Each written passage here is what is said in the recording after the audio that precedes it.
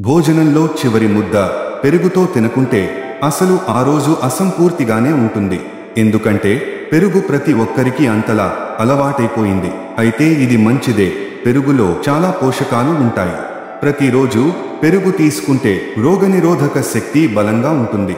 కానీ పెరుగుతో కలిపి కొన్ని ఆహారాలను అస్సలు తినకూడదు.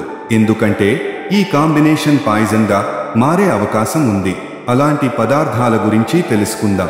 పాలు, పెరుగు రెండూ ఆరోగ్యానికి మేలు చేస్తాయి. మీరు పాలు తాగితే పెరుగు తినకండి, పెరుగు తింటే పాలు తాగకండి.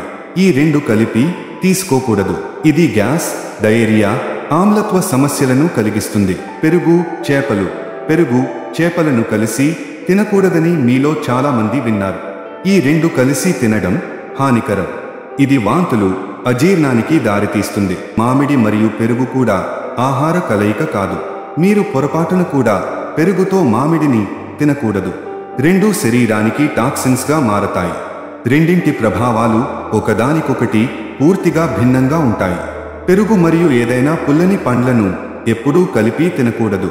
ఎందుకంటే పెరుగులో కూడా పులుపు ఉంటుంది మరియు నారింజ, అనాస మరియు నిమ్మ వంటి పండ్లలో కూడా పులుపు ఉంటుంది. వీటిలో వివిధ రకాల ఎంజైములు కనిపిస్తాయి. దీనివల్ల కడుపు నొప్పి వస్తుంది.